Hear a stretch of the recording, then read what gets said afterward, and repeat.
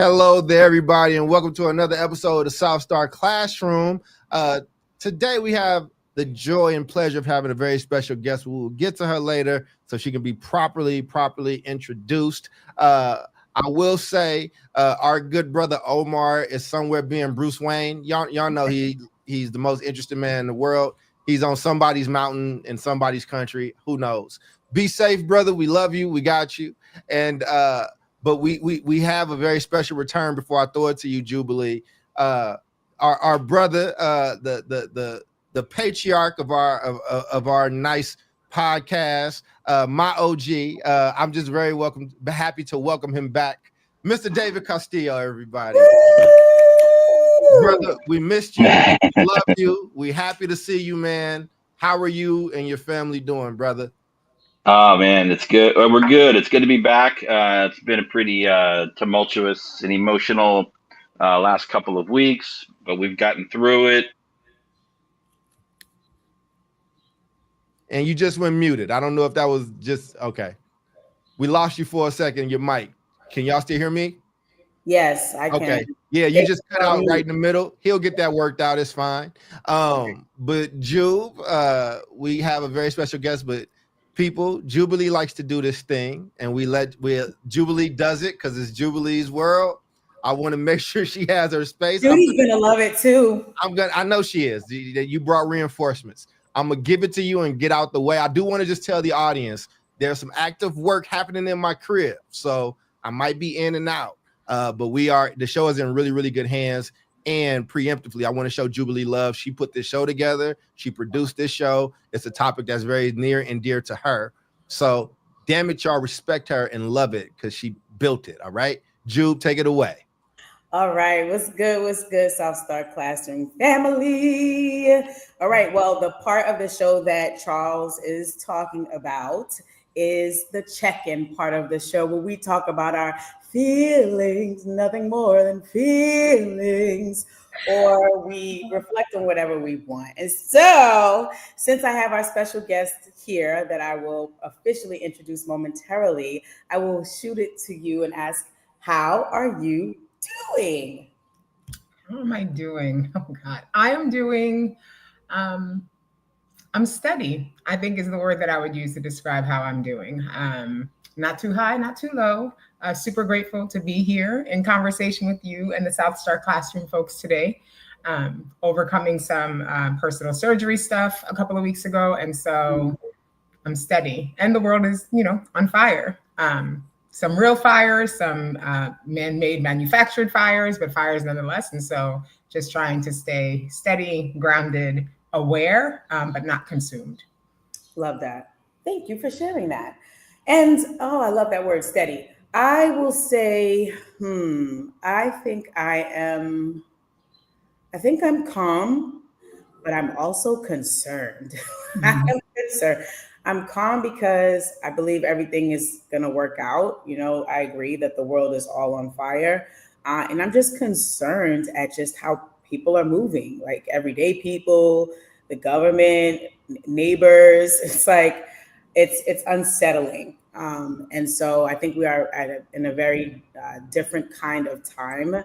And so I have an eyebrow raised and a big question mark every single day. And so that is where I am. I'd like to shout out Nicole. Thanks for tuning in. And Bill Conrad, thanks for tuning in. Nicole said she also loves check-ins, Charles.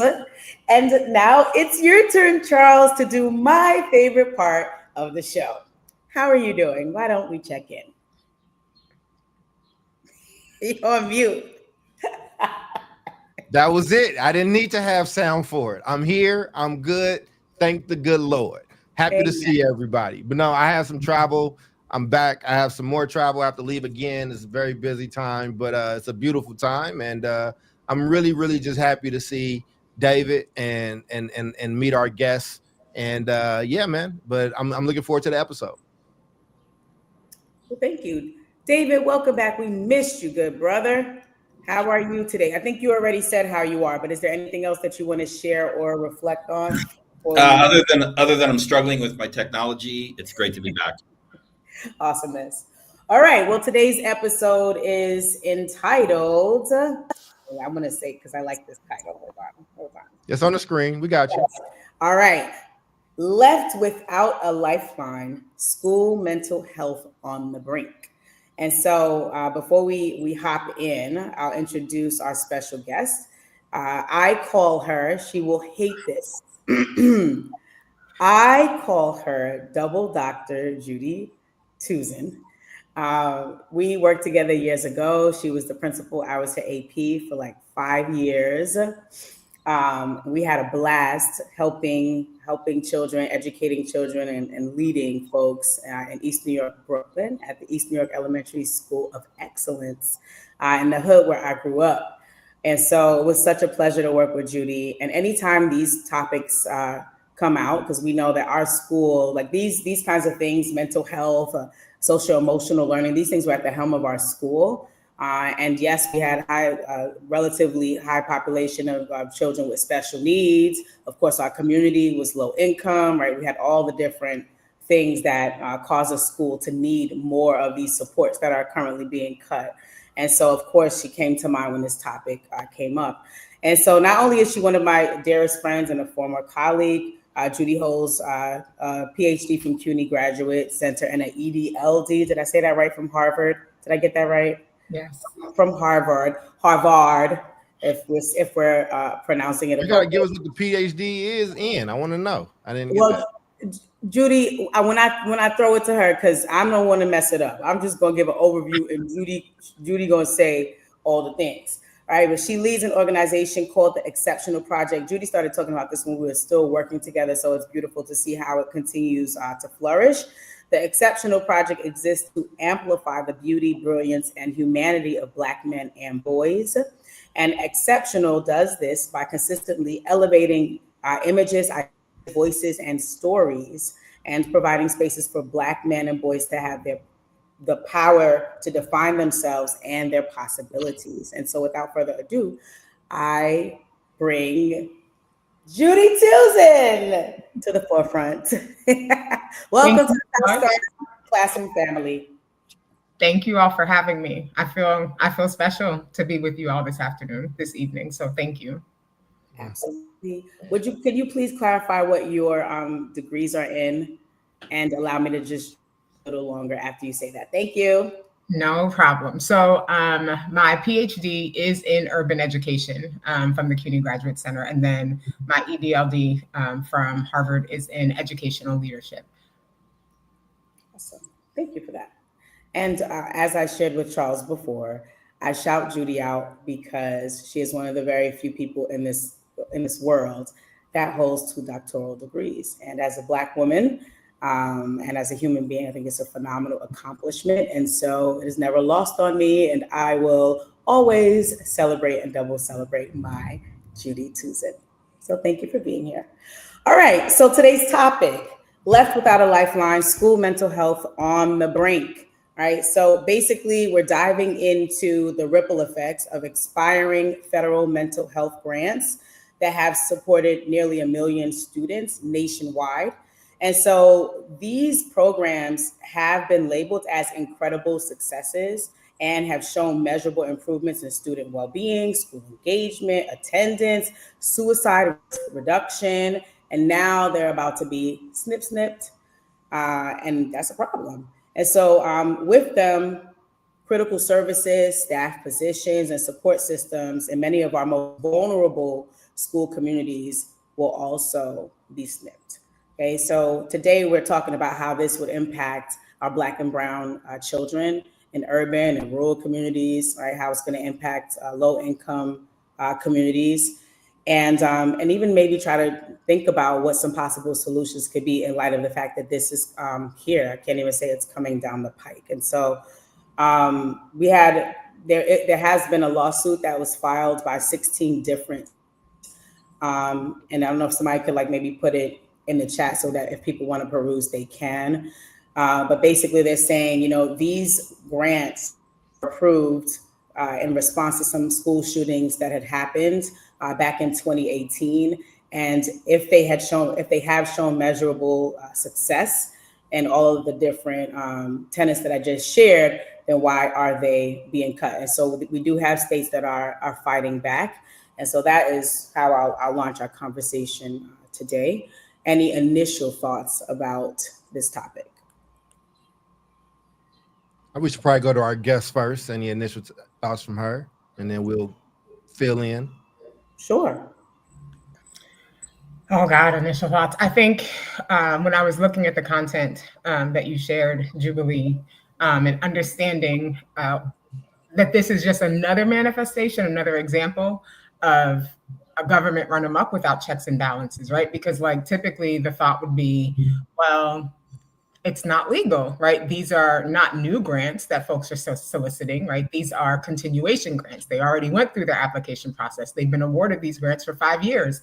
They've been demonstrating their outcomes. And so I think for me, the initial reaction is, how do we believe in open government when there is no checks and balances and accountability for government, or rules that you can understand that we're all kind of playing by or being governed by, right? That isn't the case. And so just, it's another example to me of just a system run amok, a leader or a leadership or a body run amok, and a country and a system that hasn't been able to find a response to it. Like, I don't understand how he can throw the nation into such a whiplash and tailspin, and we have to keep going back to the courts to be able to fight for injunctions to put the kibosh or pause at least on what's happening. The fact that all of these changes are being pushed through in the first place. I was disillusioned before all of this. I don't even know the word to kind of really capture my sense in the possibilities of government as I watch these types of situations unfold kind of week after week. Thank you for that. Other thoughts? Initial thoughts are that, many of the communities that we're talking about, and I think we tend to focus a lot on the urban communities where, urban cities where, many Black and brown youth live and go to school. But I'm also thinking about rural communities, that are also have historically been under-resourced, where, in many cases, like access to mental health services in schools is like one of the only places where it was actually available and accessible without having to like jump through incredible hoops and go through barriers. So it feels like, we're taking several steps backwards, and, at the end of the day, like, while these cuts, maybe they'll be short term, who knows what's going to happen, maybe they'll reinstate them. But, if I don't want to get too far down, into the conversation, but, if somebody's receiving mental health services, a gap in that service can set a young person back years, even if it's only like a month or two of interrupted services. So the consequences are very real for young people. And so I'm also incredibly, upset by this. And I think it's incredibly short-sighted. It's political. I'm just glad I didn't vote for this guy. Yeah. I think people know how I feel about Trump. I don't put my pom-poms on for any politician. That's just weird to me. It's like cheering for the stoplight to turn green, red, and yellow. You needed to do his job. I'm not surprised. I feel like could have known this was coming. If there's any school leaders that are surprised, I would want to have a different conversation with them. I would say this. I agree with everything that's been said thus far about fighting back, pushing back, appealing. You have to do that and play that process. I also would offer two other things, though. One, I went to a lot of schools and I've supported a lot of schools, and I still do. I've not fully seen us fully take advantage when these funds were there to really help our kids in an appropriate way. I'm a Black male who was a Black boy. And what tended to happen once this got introduced is they just put a lot of Black boys on Ritalin. They just overdiagnose them in certain ways. That's not mental health services. That's, making people docile and not utilizing what we have and not really appreciating it. This is bad, what is happening, and I don't want to romanticize what was happening. The other thing that I would say too is communities got to start learning how to take care of themselves. I didn't enter education straight from the education space. Remember, I started my career as a social worker. I was a classically trained social worker for 5 years in hospitals and schools and in the systems. And we had to always fight and find outside resources to help these young people. And so you got to be ready to fight. I mean, listen, we are in a fight. And in a fight, the enemy punches back. And like when you throw a punch, they throw one back. And, you know, and for the base of these young people in our communities, we got to be able to eat a punch and have a counter. And what's that going to be? And if we get it again, because presidents change, regimes change, if you do get it back, how's it going to be different? And how are you going to make sure that it's actually supporting those that are supposed to, you know, serve? And that would be my critical thinking piece about this joint. But I deeply agree with the good doctor and with David about, you know, about with the thoughts on this administration, but I'm not surprised. It's interesting. So I was a little surprised because I think in seeing all of the diversity, equity, and inclusion, you know, things that have been just canceled or not funded and all of that, I'm like, all right, well, I'm not surprised about that because they made it clear they didn't care about any of that stuff. So now when I see things being, you know, cut from that, for those initiatives, I get it. But the whole mental health thing is just like, okay, well, this is something that impacts every single color. Like, it doesn't matter, right? Across the K-12 spectrum, mental health, it's like, it's necessary no matter who you are or like where you go to school. It's just that, right? Depending on where you go to school, probably more of the students may need it in a specific area. And so I guess that was my small bit of surprise, right? That like, I thought maybe this might be in a category that we could all agree is necessary to have in schools, and to find that like that was not a consensus or like a core belief. That little piece, you know, is surprising. And then secondly, also makes me think like, do you think we've been here before? Right. So these grants, you know, they started like 2018. And so I'm like, okay, do you feel like we have been in this place before? Have we seen an America where, you know, mental health was not prioritized and we suffered, you know, as a result of this? Because these grants that they're speaking of specifically in this lawsuit were in response to school shootings, right? And so although, you know, all of us, we have served in communities, low-income communities, et cetera, right? The mental health that we were needing, right, resources for weren't necessarily connected to those kind of like nationwide issues or of like school shootings and things, right? We had other reasons why we needed mental health. So do you feel like we have seen this before, been here before?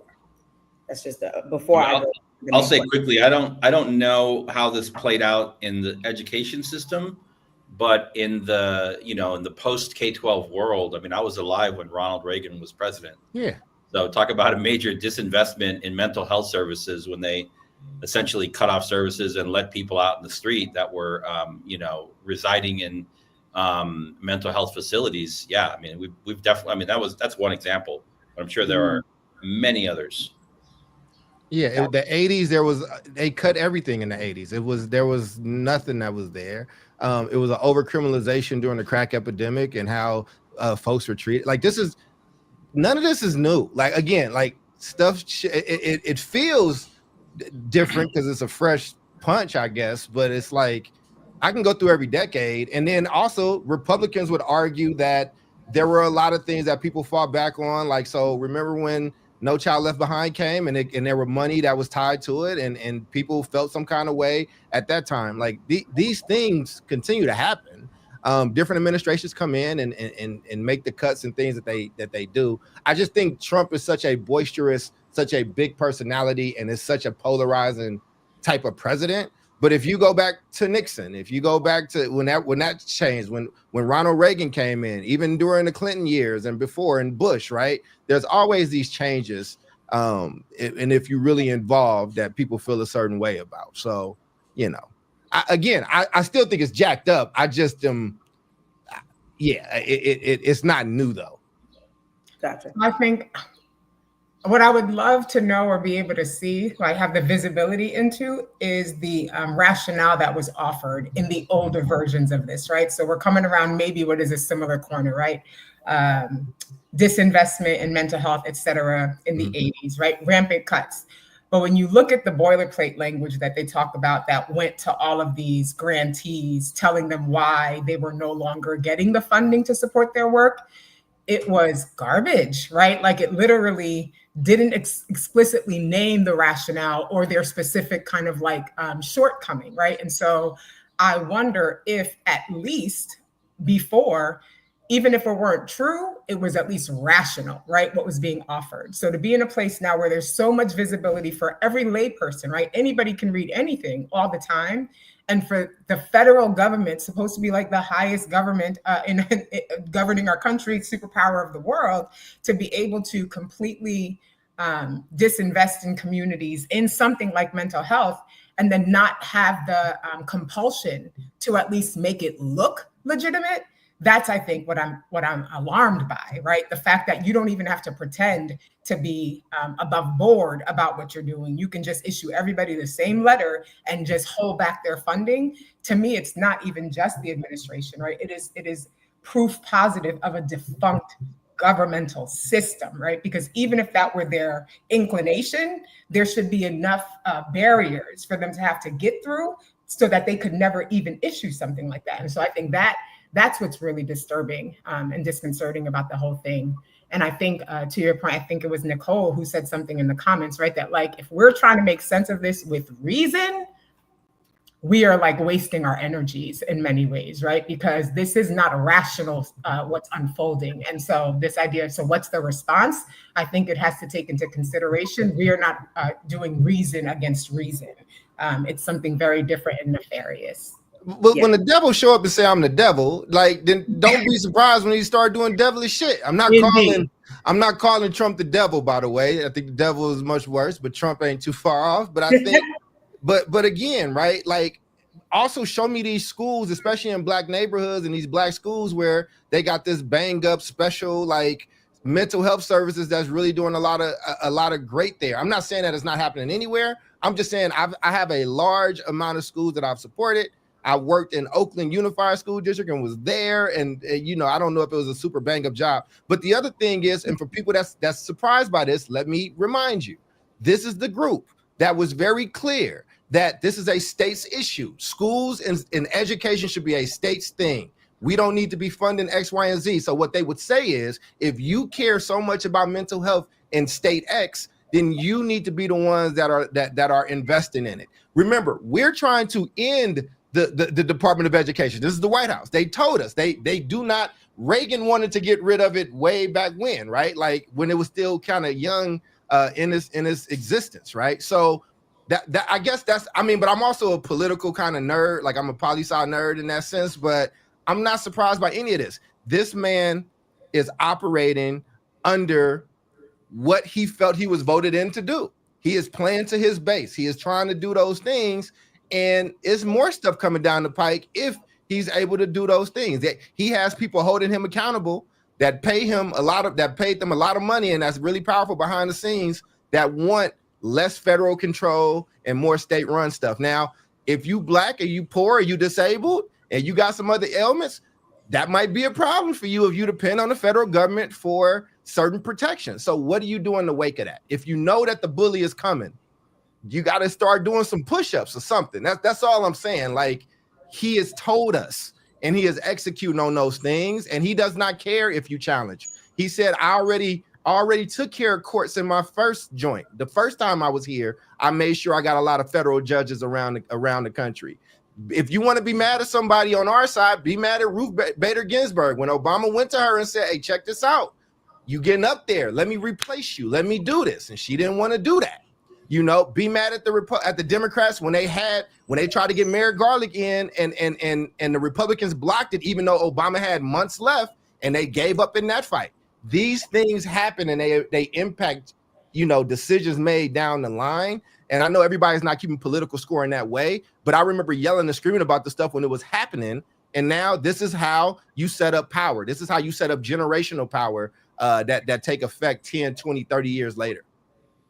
There's so let me help to like at least based on my understanding, what it sounds like is some of this funding is tied to positions like you know, site-based counseling crisis intervention, suicide prevention, trauma-informed restorative practices, SEL programs, right? But if you go back to the very top, thinking about mental health in schools, you're talking about school psychologists, social workers in schools. I think you've done some of that work, Charles. School counselors that, specialize in mental health also, and licensed clinical social workers. We're talking about, best practice says for student to counselor ratios, we're talking about a 250 student to 1 counselor ratio, right?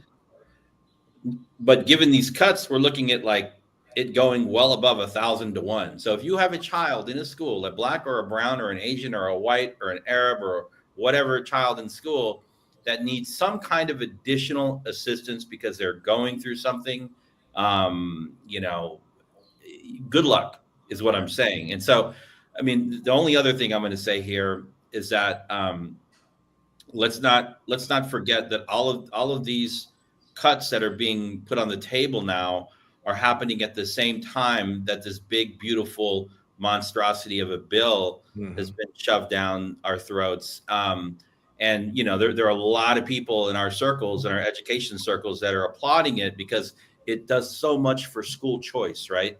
But really what's happening is Trump, who is a representative of the American people, his administration is the government. And they're essentially like defunding public education and pushing those dollars into private voucher scams, I'll call it, right? That's really what's happening. They're reallocating government money, public money, to private education systems. That's really what is happening. And there's very little accountability in those systems. So, those two things, they're happening at the same time right now. So we can't forget that. Yeah. Thank you for that. Judy, did you have any other thoughts before we dive into question number 1? We've all kind of, touched on it a bit, but I'm going to throw out a couple of numbers here because these are some other cuts that will also impact our school districts, right? So in addition to these mental health cuts, the administration has held back about $6.8 billion nationwide for grants such as like Title I-C for migrant education, $375 million. Title II-A for professional development, $2.2 billion. Title III-A for English learner services, $890 million. Title V-A for academic enrichment, $1.3 billion. 5B for before and after school programs, $1.4 billion. Adult education basic grants, $629 million. And adult integrated English literacy and civics education grants, $85.9 million. So just throwing those numbers out there. And then with that in mind, also asking the question, what are the long-term implications for Black and Brown students if mental health services are drastically cut or removed from school, or any of these other services that I just mentioned that support the learning experience for students? What will be the long-term implications? And that's also why I asked the question, have we been here before? Because it does also feel like history is repeating itself, and maybe it's not 100% the same, but it does feel eerily similar. Who wants to take it? So, I'll start. Remember, you host, you got to throw it to somebody. We got you, though. We got your back. I'm with you. I believe in choice and voice. Yeah, but that's dead air. But it's okay. It's all right.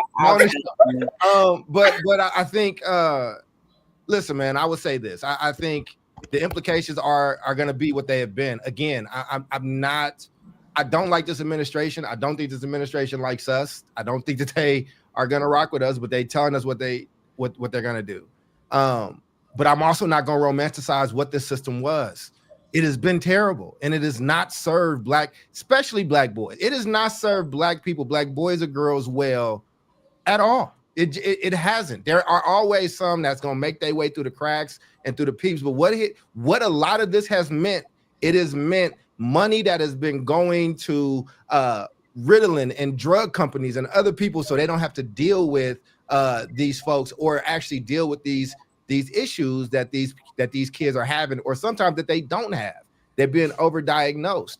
What I would say is, when we are in a system that currently 2 out of 10 Black kids are reading on grade level, like functioning literate children, like that is these numbers are rivaling that of just right outside of slavery. It was just more people now.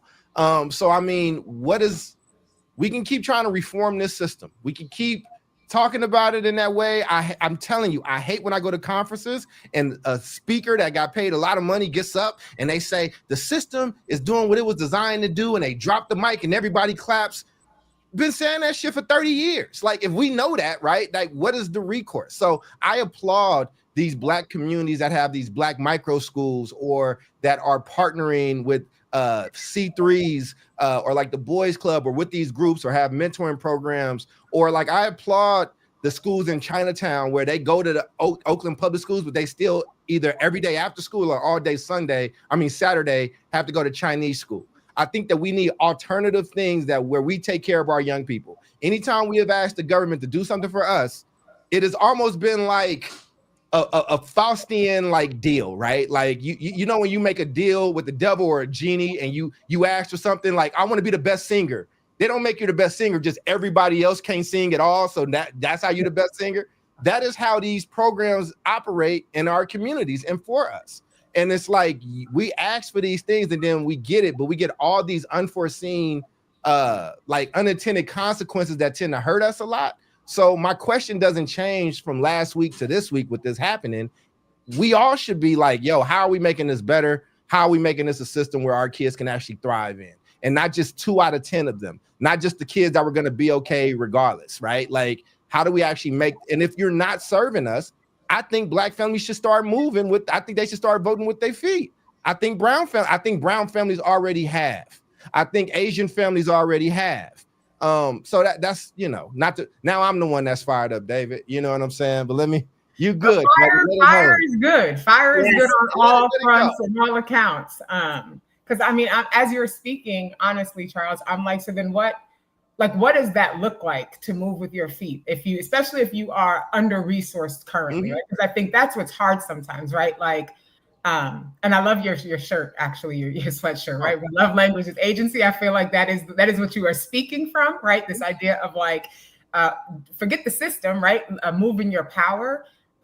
Sometimes though, you need at least the foundational resources to begin to move and to operate in that power. And so if we can concede the fact that we are not about to get it from the government, right? And the government has no vested interest in mm-hmm. truly supporting and empowering and equipping Black people, brown people, poor people, right? Because even as I read the question, I'm like, Black, brown, and poor, right? So no matter what shade you are, if you don't have the resources to account for all those cuts that you just named, Jubilee, you're not going to have access either. The rural mental health supports, some of them are colored people, a lot of them are not, right? So it's not Absolutely. As if we can really keep limiting it to the race conversation or the ethnicity conversation. It is like deeply about greed and avarice and all those things, which actually knows no color. Race is the cover story to mask a lot of that stuff, right? So it's like, if we understand the government has no interest, right? Because in many ways, there is no value, right? There is no benefit or return on investment in investing in poor communities or people of color who happen to be poor.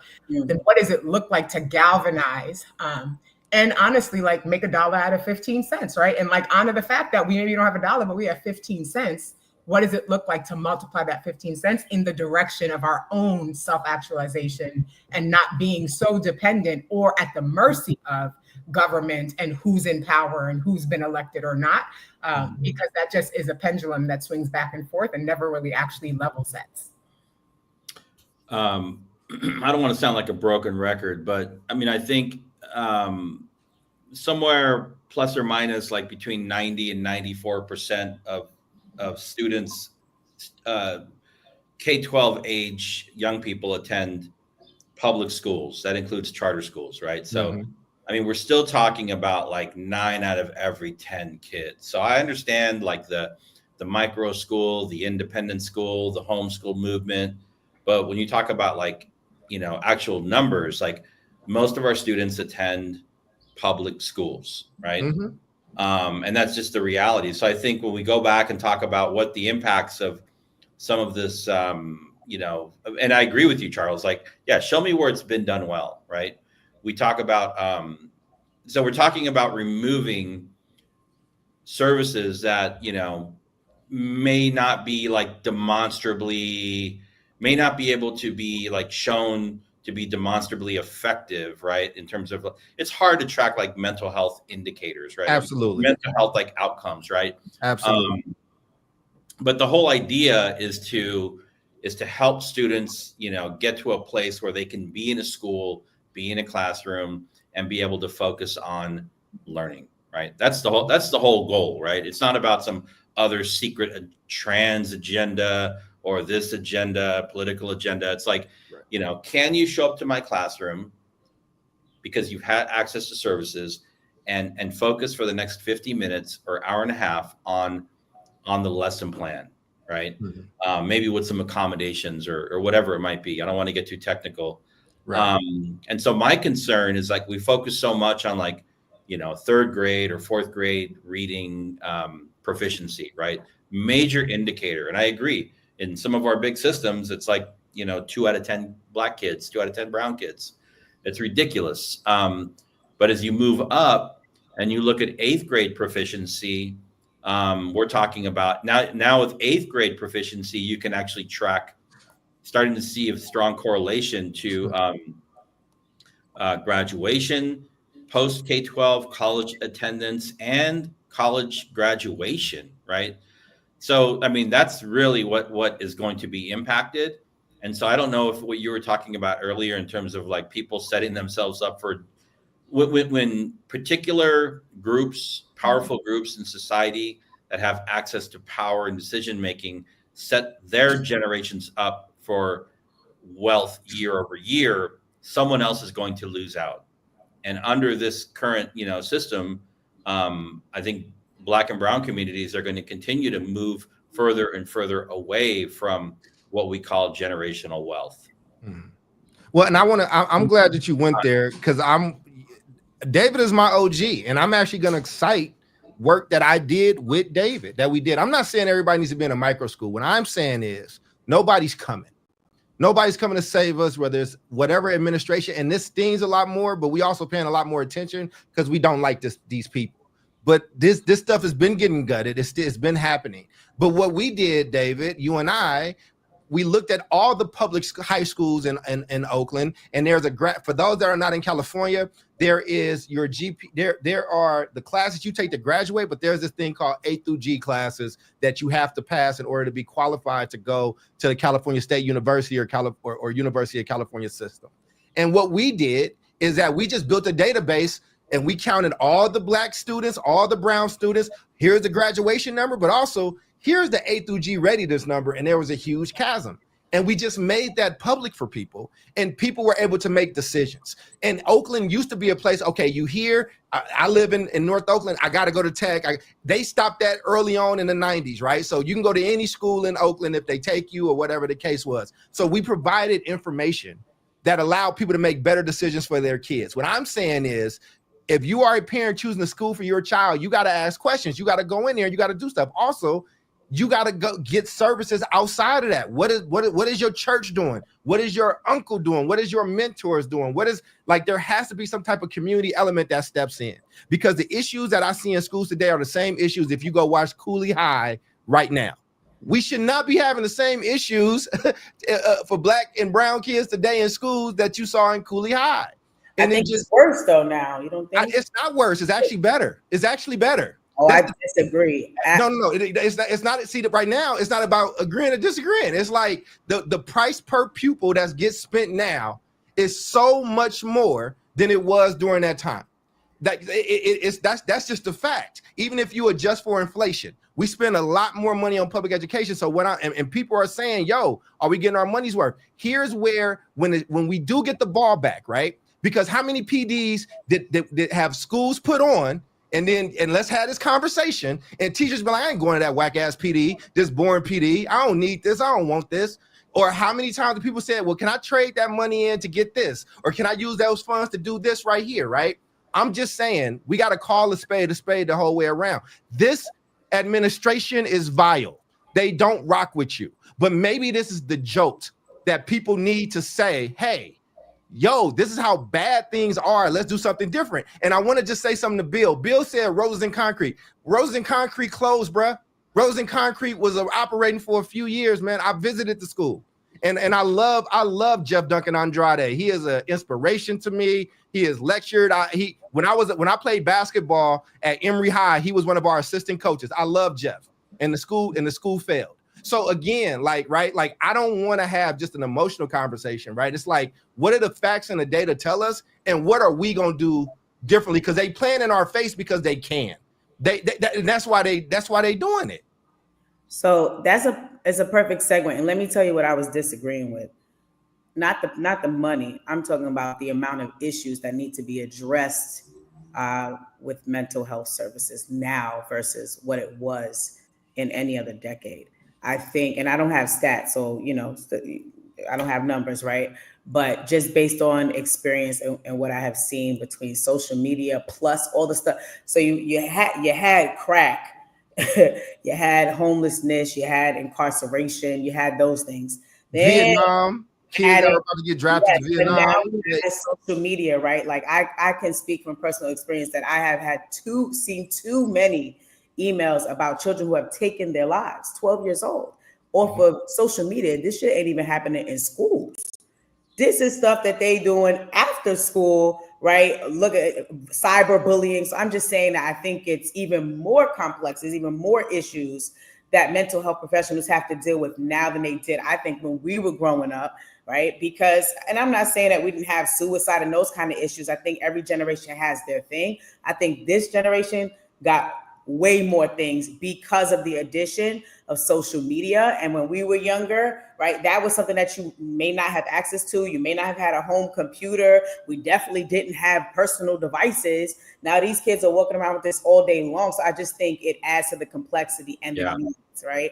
And we used to have to go out into the streets to get bullied back. Yeah. And then still when it came to, you were going to shoot the fair. You won, you lost, and then you went home, right? But now they're just gonna pull out a gun. I just think violence, as it stands right now, is way more. But the '90s was so. I gotta disagree. I'm just saying, as somebody who knows the facts, the '90s were so much more violent.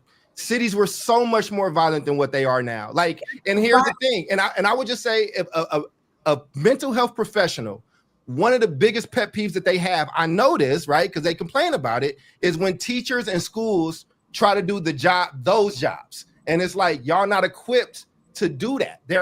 And like that's the thing, right? And I'm gonna just give y'all some free game. If your kid qualifies for free lunch, if you're getting SNAP, if you have those benefits, that means you also get certain healthcare benefits. You got to go to that clinic. You got to go to that hospital, and you got to make sure your kid is getting what they need, because we're putting things on schools to solve that's not in their purview to solve. And that's not fair to do. I hear you, right? And what about the demographic that's right above that line? They don't qualify for shit, right? You have the demographic that you're talking about. They're in that farm, sector or what have you. Yeah, okay. And then there's those that they make right above the line. Baby, you got to figure that out. You are left on your own to figure it out, because you made $10,001 more. So you still got to figure it out. So I still think, right, and I want to segue here, because I think we've moved into like strategies, innovation, solutions. Ain't nobody coming to get you, agency. So why don't we just go there, right? But like, I think that's where we are, right? So Bill said high quality and well-prepared teachers are the key, right? We can talk about this, right? Mental health triage will never meet the massive needs created by a failed education system. I think this goes both ways. I don't think school teachers, right? I don't think that group has the bandwidth. I think they have some of the bandwidth, some of the capacity. And I think mental health professionals also don't have the full bandwidth, because I think we need each other. And I think that the needs really do exceed the capacity that we have in either set. So let's talk about that comment from Bill, and also what innovative strategies or partnerships school leaders pursue to sustain mental health support without federal funding. As we've all said, we've been here before, just in a different way. Whether we think it's more violent, less violent, the need is higher, lower, whatever it is, let's talk about some innovative solutions and strategies. And I'm throwing it to David. There you go. There you go. I remember this. Okay. I mean, a lot of this has got me thinking about, like, you know, I'm a parent of a student that is about to enter the 10th grade, who's, you know, been able to access, you know, some of these services. And it's taken a lot of work to be able to actually get to that point where, you know, we were able to access them. So I think, you know, one solution, you know, like if no one's coming to help, if there's no more funding, you know, looking at community-based solutions where parents that might have more information, more awareness of how to understand and like negotiate and navigate, and in some cases manipulate these systems, you know, can like set up networks with other parents, right, and share information. So setting up, you know, community-based structures to share knowledge and information about how to access and navigate public school systems, I think, is one that I'm thinking about. Number two, I think for people working in school systems, you know, making sure that they're well tapped into also the you know, local nonprofit, you know, healthcare organizations that exist, so they can, you know, tap in for partnerships. I mean, those organizations are also at risk, but I think, you know, partnerships can play a very important role. I think, you know, also the bigger thing, and we think about this when we think about like academics, right, or behavior interventions. We think about tier one, what's tier two, what's tier three, right? Tier one is what everybody gets, right? It's the lesson plan. Tier two is like a more specific supports. Tier three is like a smaller group of students that get a particular kind of intervention. But like, you know, training up our teachers with research-based mental health, social, emotional curriculum, and let's bring it to like tier one. Let's bring it to the forefront, right? Just incorporate it into the curriculum so it happens in the classroom. It doesn't happen some other space, right? So I think bringing it to the forefront is, I mean, that's kind of what I'm thinking about right now. And all of those things have nothing to do with whether this funding continues or not. Yeah. Our doctor, our esteemed guest, I've been talking a lot, you know. No, it's fine. Greatness. It's a good conversation, but I resonate with a lot of what you shared, David, and even just the idea of the partnerships. I think of the work of the Ed Redesign Lab, and they do some work called success planning with young people, right? And so they also agree, right, that all of this should not fall on the schools, right? Schools need to be able to focus on the school stuff, whatever you want to classify that as, right? And in the idea of like cross-sector collaborations, they work with mayors across the country to establish what they call children's cabinets, where the focus is, as opposed to every department and division thinking of itself as like, we are the primary agenda. It's actually our young people are the primary agenda and the people of our city. And how do we coordinate our resources, our efforts, everything around our young people? And so I think like this idea of the cross-sector collaborations where they really do learn how to leverage resources strategically, right? Because sometimes I think we look at money as if money were the strategy or the solution. And actually money is not a strategy or a solution. And if you don't have good strategy, you actually waste a lot of money a lot of the time. And so this idea of the partnership wrapped around young people, and the beauty of the success planning is that each young person is assigned a navigator, right? And that navigator is responsible for kind of keeping a pulse on how that young person is doing and kind of walking through them.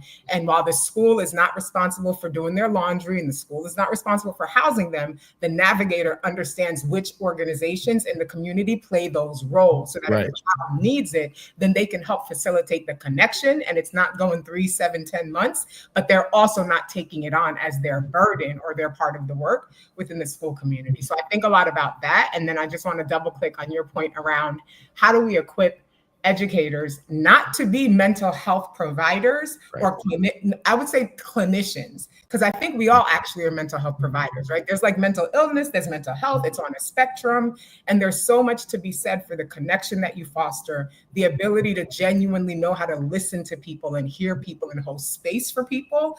I think the world needs that skill set and that capacity. So when we talk about like what low fund but high impact things we can do, how do we really build the capacity of humans, especially in our communities, who are grappling with a lot, right? Who probably don't have the resources and are dealing with a lot more stress. There's something to be said for really being able to breathe and really being able to like listen and really being able to feel held in a moment. It doesn't solve anything, but it helps to assuage some of that tension that can then turn into illness or wanting to self-harm. And so I think that is work that can absolutely be undertaken within schools and within, to your point, Charles, our broader community, right? Because I also think while this funding and the cuts are coming through the school system, schools live within communities, right? Exactly. It's about how do we build the infrastructure and the capacity of communities to do the work of communities, because then we're not so reliant on schools and school systems. And to your point, we can more quickly hold the school accountable when we're doing what we need to do as a community, right? Because and that's exactly where I was going. That's exactly where I was going. And the things that we try to teach people is just like, yo, like, listen, if you are a school, and listen, I got smoke for any type of school. I don't give a damn if you're a traditional, a charter, private, whatever. If you trash, you trash. Like, if you are in a community, but you're afraid of that community, you don't deserve to be in that community. If you got leaders in that community, if you have fathers like David or mothers like Jubilee, and they're saying they want to be there and help out, you have to find ways to assuage that. One of the things I trained parents when I was a social worker, and then I now train in my Agentic Black Parent book, is like, build a support tree. What that is let's say I'm a father and I got a kid, and David is his favorite teacher, Dr. Judy is his favorite aunt, and Jubilee is like his tennis coach, right? And he has a rough day. And it's like, before we would make them email and say, hey, little Charles had a rough day. Just know I'm sending him. This is what happened. But now he got 3 to 7 people that's checking in with him. Like, you have to bring the communal elements back into these places.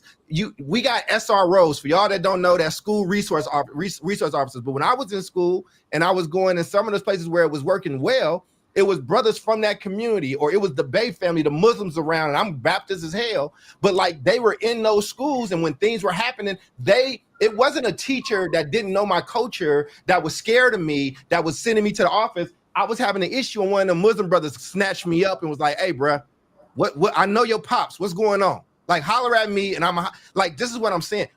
Government's not going to get us out this issue. Money is not going to get us out this issue. And David will be one of the first people to tell you. We've thrown money. I was there. I did it. I was a part of it in the cabinet at OUSD. We threw the worst schools money. It's like, take as much as you need, but they still weren't able to get to these problems. But it's if that is the community school, how is the community being a part of that school, regardless of what kind of school it is? We got to lean back on our communal efforts. Makes no sense that we learned how to read faster directly after slavery, right? As soon as it was legal for Black people to read, they found 3 or 4 Black people who could barely read and said, I'm giving my kids to you and all my pennies. And we had better literacy at scale than what we have now. And that was because it was a community, man. Like, when I used to get in trouble in Kentucky with my grandmother, I used to be like, yo, Miss Hawkins is picking on me and lying on me. I couldn't say nothing about Miss Hawkins because Miss Hawkins went to the same church as my granny.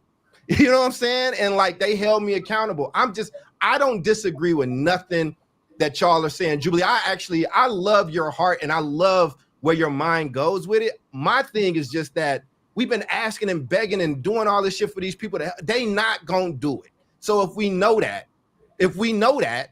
Jubilee, you got sons, if it's like, Charles, Leo, these boys need some experience with whatever, well, send one of them here for a week then, and I'll do what I can do. Like, you gotta rebuild this village. Can I send some? Because we're about to bring a few to Atlanta. Next time, just let me know if we got to roll to Chicago or Oakland with our boys. All I'm saying is, if David's kid ever needs an internship and I got access, it's not a question. Yeah.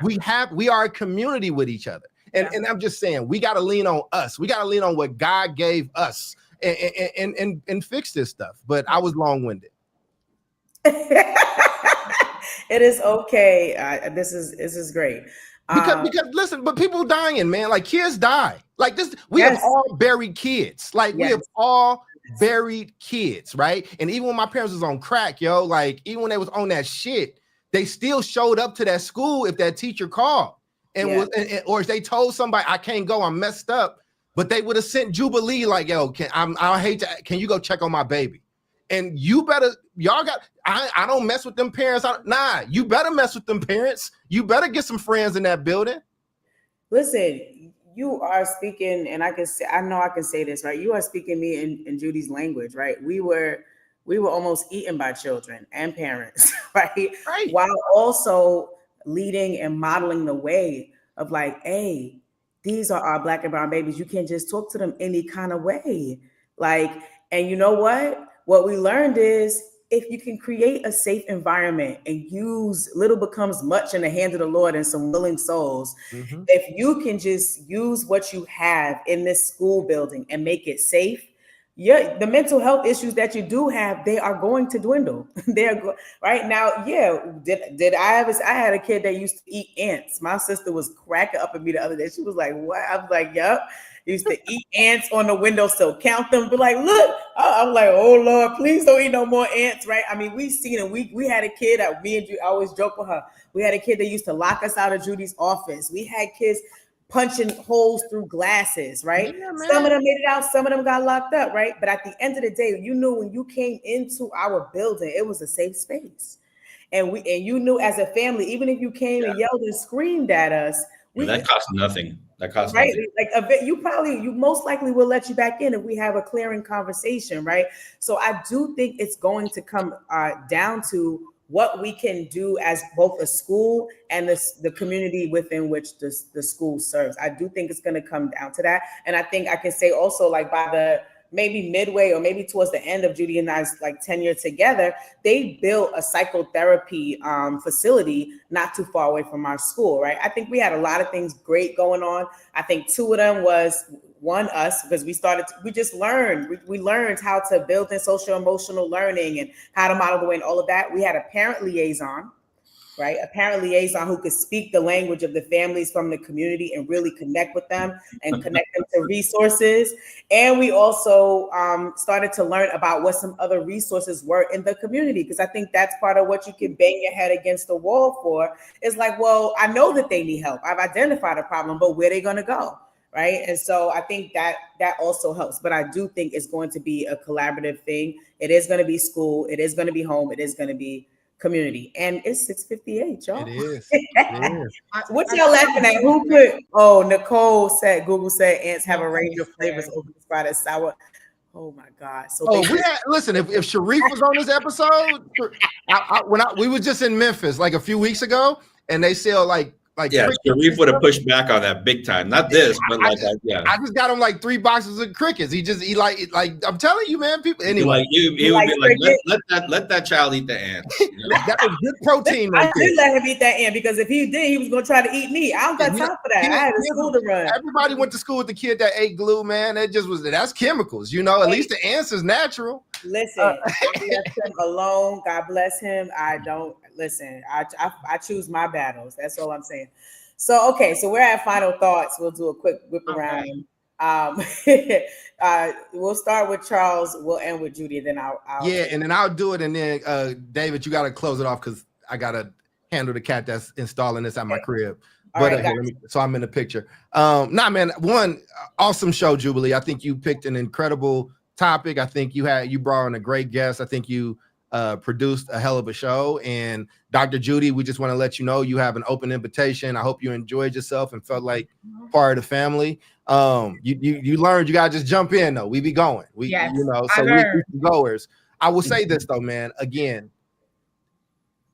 this government, yo, like regardless who on top, man, we gotta bring that love back for our community and for our peoples and save our own and save ourselves.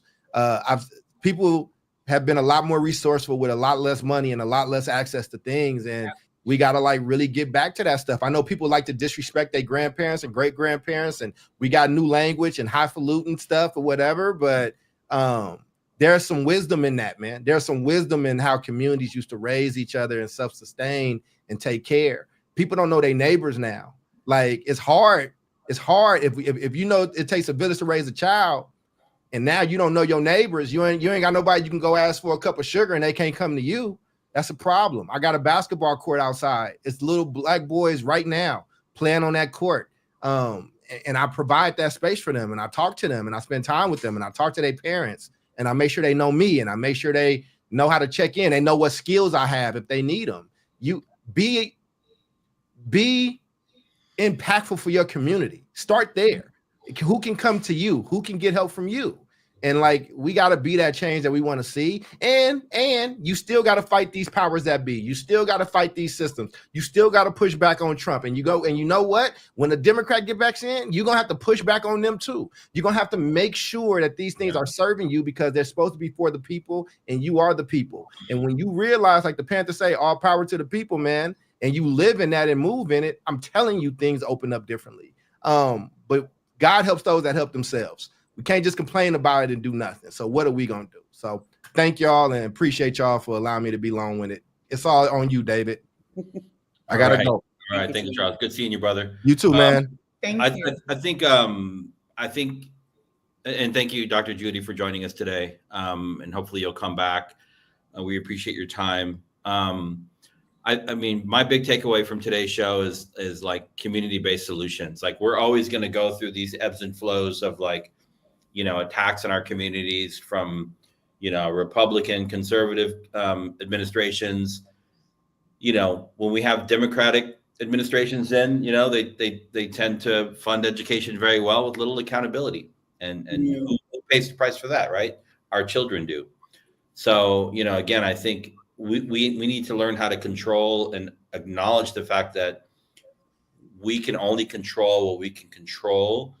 And so that's what we can do in our community. We have enough expertise, knowledge, power, love in our communities to help, you know, our communities understand how to work in these school systems and to protect and support our children.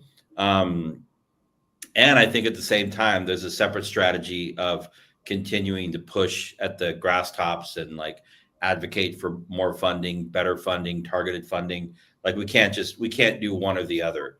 So I think it's an and/or solution. But great show, Jubilee. Thank you very much. Yeah, absolutely. Thank you. Judy, any last thoughts, closing thoughts? I just echo the both and, right? That it is both seeking and then leveraging resources as we're able to garner them, and also building the base that, again, I love Charles's shirt, right?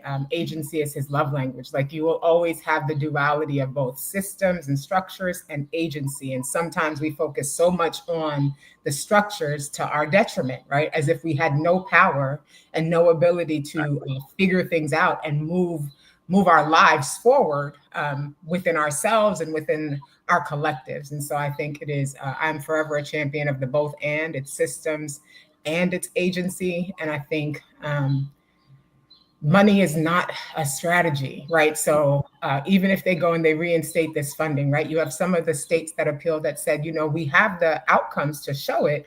But to Charles's point about, like, it's not killer mental health happening everywhere. You know what I mean? So this idea of like the accountability that should walk with resources to make sure that the people have the capacity to do what they're being funded to do, I don't think that should get lost either. And you can do a whole lot with a little bit if you have skills. Yeah. How do we equip ourselves and those that we love and care about with the capacity to do some of this work?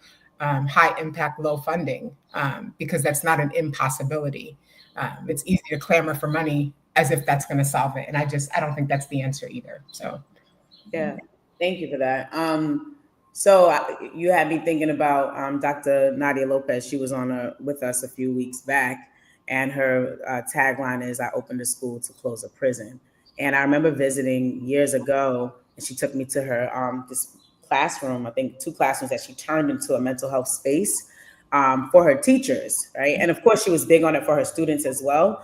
But she realized that serving the population that she was serving in Brownsville, Brooklyn was like super heavy. and that while she was meeting the needs of, the students, she needed to meet the needs of the teachers as well, who were really holding space for all of those students and their needs. And so it makes me think of like one way something like this could look, right? And not that she got a bunch of money from a bunch of philanthropists all over the world, right?